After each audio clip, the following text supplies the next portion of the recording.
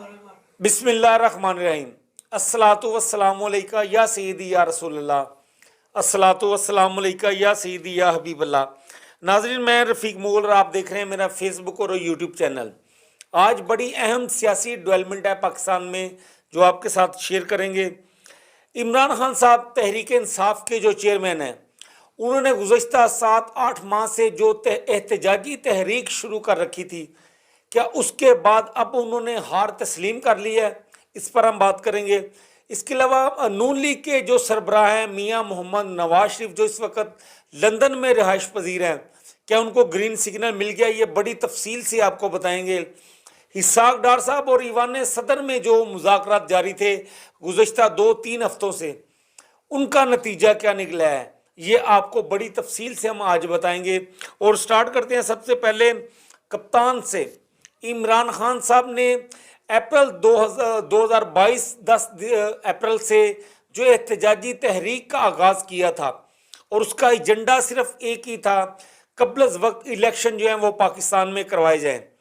لیکن P D M کی حکومت اور ان کے سربراہان کے علاوہ جتنے بھی ان کے رکن تھے پی ڈی ایم کے، ان کے علاوہ پیپلز پارٹی جو ہے اے این پی، کیونکہ وہ پی ڈی ایم کا حصہ نہیں ہے، انہوں نے لا تعلقی کا اظہار کر دیا ہے، لیکن ہے وہ اکٹھے، ان کی آمادگی کا اظہار نہ کرنے کے بعد کپتان کے اب شکست تسلیم کر چکے ہیں۔ جی ہاں، بالکل آپ کو بتائیں گے۔ کپتان نے مختلف جو ہے وہ سیاسی حربے استعمال کیے ہیں۔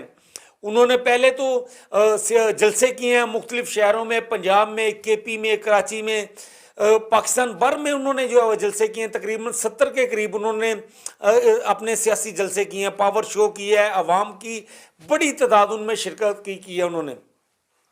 اس کے علاوہ ضمنی انتخابات ہوئے ہیں۔ ضمنی انتخابات میں عمران خان صاحب جو ہیں وہ 75% سے زائد الیکشن جیت چکے تھے، یہ بھی ہم نے آپ کو بارہا بتایا۔ اس کے بعد لانگ مارچ کیا ہے عمران خان صاحب نے۔ لانگ مارچ میں ان پر قاتلانہ حملہ بھی کیا گیا ہے۔ ان کے 13-14 قریبی ساتھی مرکزی رہنما جو ہیں وہ بھی گولیاں لگنے سے زخمی ہوئے ہیں۔ عمران خان صاحب خود جو ہے وہ ٹانگوں پر گولیاں لگنے سے زخمی ہوئے ہیں۔ ان کا ایک موزم جو کارکن تھا وہ شہید ہو چکا ہے، اس میں عریب ایک کم سن بچہ تھا وہ بھی زخمی ہوا ہے۔ اتنا بڑا نقصان جو ہے وہ بھی اٹھانا پڑا۔ اس کے علاوہ ایک صحافی جرنلسٹ جو ہے خاتون، وہ بھی اس میں شہید ہوئی، اور بہت ساری جانیں گئی ہیں اس میں تحریک میں۔ لیکن اس کے بعد کپتان جب راول پنڈی میں پہنچے ہیں، وہاں پر جا کر انہوں نے اسمبلیاں تحلیل کرنے کا اعلان کیا تھا۔ اس کے بعد پی ڈی ایم کا بہت سخت رد عمل آیا ہے۔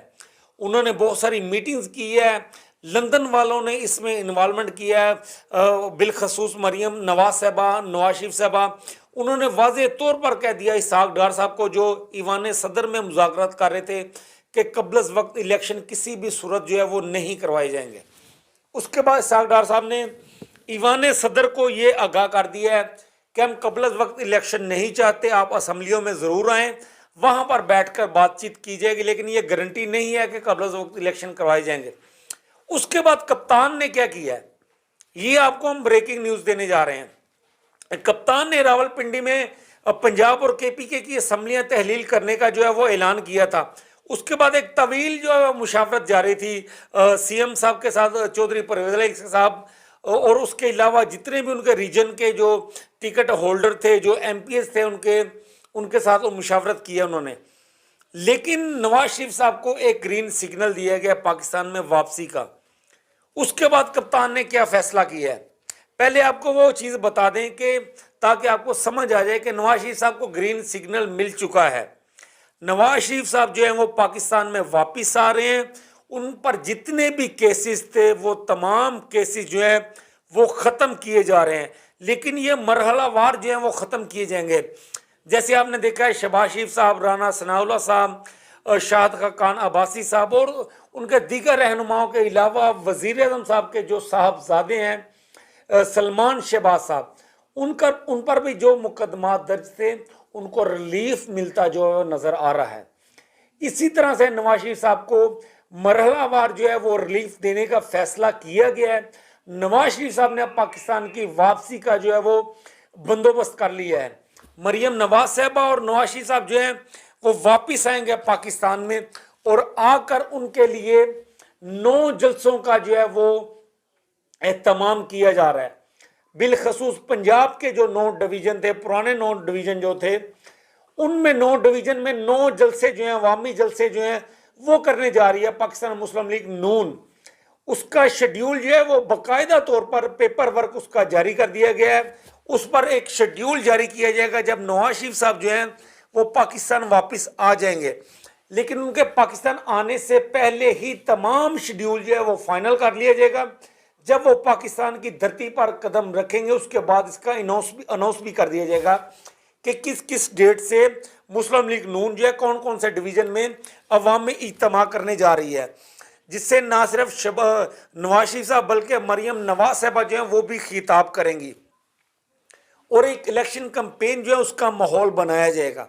اور یہ فیصلہ ہو چکا ہے، کپتان کو واضح طور پر کہہ دیا گیا ہے کہ ضمنی انتخابات جو ہیں وہ کسی صورت بھی عام انتخابات جو ہیں وہ کسی صورت بھی نہیں ہوں گے۔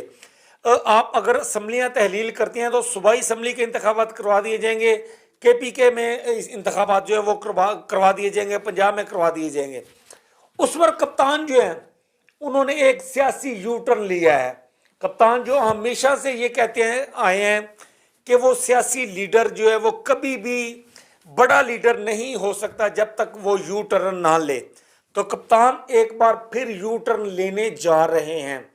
یہ پاکستان تحریک انصاف کے جو سینئر رہنما ہیں انہوں نے اس بات کی تصدیق کی ہے۔